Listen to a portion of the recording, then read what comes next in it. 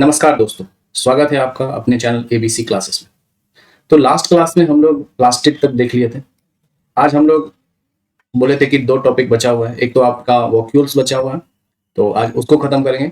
ये वॉक्यूल्स में आज उसको खत्म करेंगे वॉक्यूल्स को, और फिर बचा हुआ है आपका सेल डिवीजन, आज उसको भी खत्म करेंगे। ठीक, तो दो टॉपिक बचे हुए हैं, आज उसको लेकर के क्या कर लेते हैं, आगे बढ़ जाते हैं, खत्म कर लेते हैं इसको।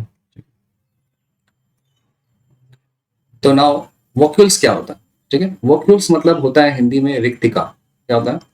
रिक्तिका। रिक्तिका मतलब खाली जगह। रिक्तिका मतलब खाली जगह होता है। ठीक, अगर हम प्लांट सेल की बात करें, क्योंकि उनको ज्यादा वाटर की जरूरत होती है ना, plant needs more water in comparison to animal cell. So उसके जो वॉक्यूल्स होते हैं वो क्या होते हैं, साइज में बड़े होते हैं, और साइज में बड़े होते हैं। ठीक, और इसके अलावा जो एनिमल सेल का वॉक्यूल्स होता है वो ज्यादा होता है। नंबर ऑफ वॉक्यूल्स की संख्या एनिमल सेल में क्या होती है, ज्यादा होती है, और वॉक्यूल्स का जो साइज होता है वो भी कैसा होता है, छोटा होता है। ठीक, आगे देखते हैं। अगर हम प्लांट सेल के वॉक्यूल्स की बात करें तो वही लिखा हुआ है, एनिमल सेल का जो वॉक्यूल्स होता है उसका साइज छोटा होता है, जबकि प्लांट सेल का जो वॉक्यूल्स होता है बहुत बड़ा होता है। इसके साथ साथ जो प्लांट सेल में जो वॉक्यूल पाए जाते हैं, सेंट्रल वॉक्यूल, वो 50 से 90% जगह को क्या कर लेते हैं, प्लांट सेल को घेर लेते हैं, जिसके वजह से कभी कभी प्लांट सेल का जो न्यूक्लियस होता है ना, वो कहाँ जाता है, साइडवेज हो जाता है। यहाँ आपको दिख रहा है ना, ये जो न्यूक्लियस है इसको कहाँ होना चाहिए, न्यूक्लियस के बारे में पढ़े कि न्यूक्लियस सेंटर में होता है, लेकिन यहाँ पे न्यूक्लियस कहाँ है, साइड में मौजूद है। तो यानी ये वॉक्यूल जो है, ये जो व्हाइट वाला पार्ट आपको दिख रहा है, ये ही प्लांट का वॉक्यूल है। इसकी वजह से चूंकि ये इतना बड़ा हो गया कि इसने क्या कर दिया, इसने न्यूक्लियस को साइड कर दिया। ठीक है, तो ये चीज था। ठीक है, in plant cell vacuoles are full of cell sap. उसमें क्या भरा रहता है, सेल सेप भरा रहता है। अरे ये जो है ये टर्जिडिटी देता है, यानी जैसे टर्जिडिटी मतलब जैसे ऑस्मोसिस का जो प्रोसेस, ऑस्मोसिस जो है उसमें प्लांट क्या करता है, वाटर को एब्जॉर्ब करता है, वाटर को एब्जॉर्ब करता है। तो एब्जॉर्ब जब जब ज्यादा पानी एब्जॉर्ब कर लेता है तो सेल क्या होता है, फूल जाता है, तो सेल को फटने से बचाता है। ठीक है, और इसके साथ साथ ये रेजिडिटी भी देता है, कठोरता भी देता है सेल को। ठीक है, तो यही काम था किसका, वॉक्यूल्स का। ठीक, अब आगे पढ़ते हैं सेल डिवीजन के बारे में। ठीक है, तो सेल डिवीजन मतलब होता है cell, the process by which new cell are made is called cell division. वह प्रक्रिया जिसके द्वारा नए सेल का निर्माण होता है उसको क्या बोलते हैं, उसको हम सेल डिवीजन बोलते हैं। सेल डिवीजन कितने तरह का होता है, दो तरह का होता है। एक तो माइटोसिस होता है और एक होता है मियोसिस। माइटोसिस और मेयोसिस होता है। माइटोसिस में क्या होता है, the process of cell division by which most of the cell divide for growth is called mitosis, है ना। यानी ऐसा सेल डिवीजन जिसमें सिर्फ ग्रोथ करते हैं सेल।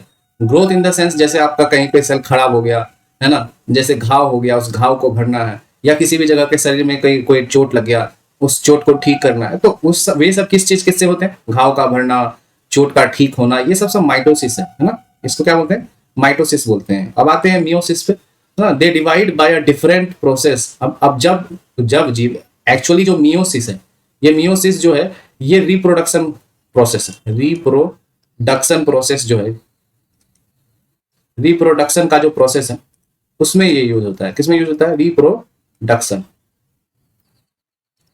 ठीक है, तो रिप्रोडक्शन के लिए होता है। इसमें सेल विशेष तरीके से क्या करता है, डिवाइड करता है खुद को।